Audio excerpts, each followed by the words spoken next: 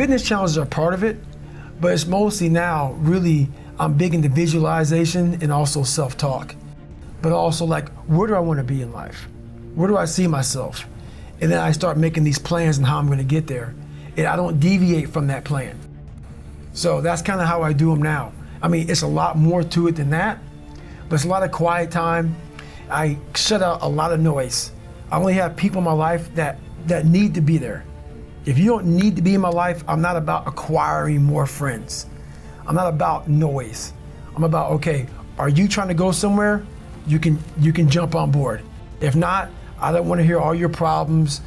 Do you have a solution for your problem? That's what I'm all about right now. So I'm not about whining, bitching, complaining. I'm about, okay, we need to go this way. Basically, I ran 101 miles in 19 hours and 6 minutes unprepared. Shit on myself, pissed blood down my leg, had 30 miles to go. Horrible, worst pain in my entire life. In that 19 hours and 6 minutes, and that's all it was, I lived 100 years. I was able to pack 100 years in 19 hours and 6 minutes. All the emotions, the highs, the lows, the trauma, the failure, the success, the victories, everything you can put in a life, I put it in 19 hours and 6 minutes. And the beauty that comes out the other side of that, what happens in that time frame when you're at mile 70 and you're all fucked up and your body is destroyed and you have 31 miles to go, and you now have 31 miles to go, you're in the worst shape of your life with 31 miles to go. It's in that 31 miles that I was able to crack open another part of the human mind, a part that very few people are able to examine, because why? They're not willing to go there. Like back to the Rock, I guarantee you, when he was climbing that thing and he had ropes on, he was thinking, shit, man, I can only imagine this is gonna be with no ropes at all. You have to go to a different focus. The focus has to be so heightened that very few people, they even understand that, but they have it in them. They have it in them to go there, but you have to go to a place of fear, of suffering, of pain, of doubt. And that's when your mind, if it knows it's not gonna quit, it opens up. And once it opens up, that's my 40% rule. Once you can open your mind up when it knows it's not gonna quit, it finds more. It finds more focus, it finds more power, it finds more drive. And that's what gets you through the 31 miles. That's what gets him so hyper-focused on that one little nodule to put his finger on. And that's what you find in those moments. But without those moments, you don't know what you're capable of, because you're living a very structured life without risk. It's not addictive at all, because you don't want to live there, you know, but it's definitely a place that makes you look at people very differently. Because once you see, it's different if I was born with a silver spoon and everything was given to me and life came easy. But knowing where I came from and where I'm at now, just because I was able to crack open a few more doors, that's what's disappointing for me, for other people. You know, so it's not that I want to live there, I know I can go there. And once again, I know other people can go there. So I guess that's the thing with me, is I know I have the ability now to go to a place that's very, very hyper-focused, that I can accomplish some pretty amazing feats. Not because I'm amazing, because I allowed my mind to be open-minded for the possibilities of what can I achieve. So for me, failure is something that you should be afraid of. It should be afraid of. But that's why you should go out there and challenge yourself to fail. Because if you're not failing at something, that means you've set your goals to pass, to succeed at everything you do, which means you're not setting your goals high enough.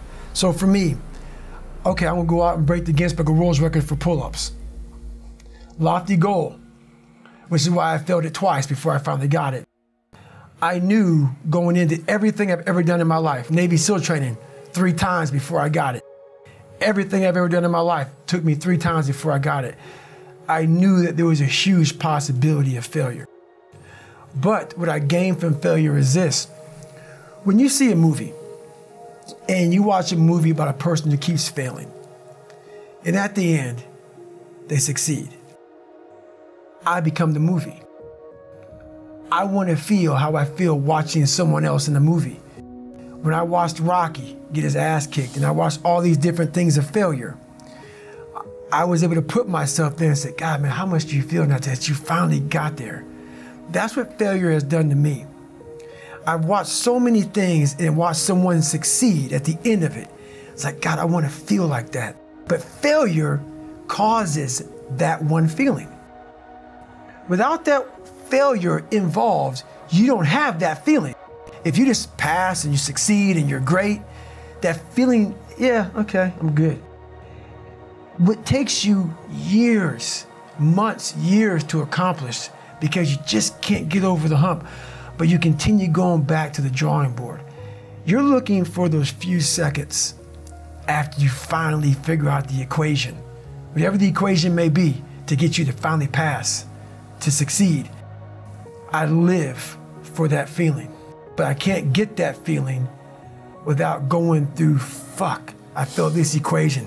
I failed this one, I failed this one, I failed this one. Oh, I'm figuring it out. So you start to feel it before you even pass, before you even get to the success part. And then once you succeed, the feeling is unbelievable. And you take that feeling of success through failure and you put it in your cookie jar. And you say, I'll come back and get you again. I'm gonna need you again down the road in my life. And so I tell people, do it haphazardly, a tiny bit at a time, and badly, because you can do that. I tell my students when they're doing their thesis, master's thesis, write a really bad first draft. And then we have a little conversation about that because they don't think I mean that. Because it sounds like a cliche in some sense. It's not a cliche. It's not a cliche at all. It means you're a terrible writer. You would sit down and write it.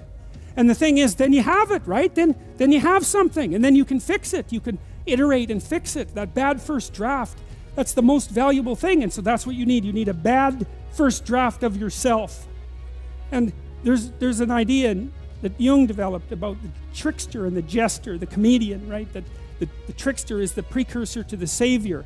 That's one of the things I learned from Jung that was just, it's so unlikely. You'd never think that. It's so amazing that that might be the case. But the satirical and the ironic and the troublemaker, the comedian, the fool is the precursor to the savior. Why? Because you're a fool when you start something new. And so if you're not willing to be a fool, then you'll never start anything new. And if you never start anything new, then you won't develop. And so the willingness to be a fool is the precursor to transformation. And that's the same as humility. And so if you're going to write your destiny, you can do a bad first job. You're going to get smarter as you move forward.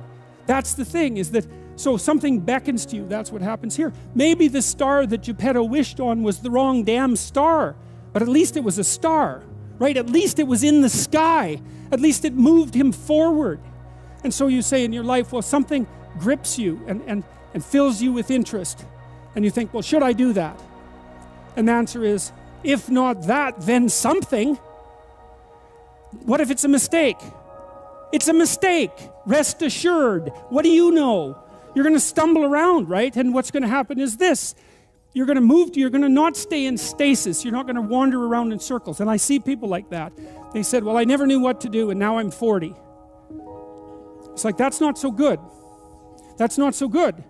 And you might say, well, and there is a literature too that suggests that people are a lot more unhappy when they look back on their lives about the things they didn't do than they are about the mistakes they made while they were doing things. And so that's really worth thinking about too, because there's redemptive mistakes. And a redemptive mistake would be a mistake that you make when you go out and try to do something. You know, you think, okay, I'm going to try to do this. And you're not good at it. You make a bunch of mistakes. It's like, what's the consequence if you pay attention? You're not quite so stupid anymore. That's the thing, is you've been informed by the results of your errors. And so what happens is you follow the beacon, you follow the light. And you're blind, so you don't know where the light is. It's dimly apprehended only, and you're afraid to follow it. But you decide to take some stumbling steps towards it. And as you take stumbling steps towards it, you become illuminated and enlightened and informed.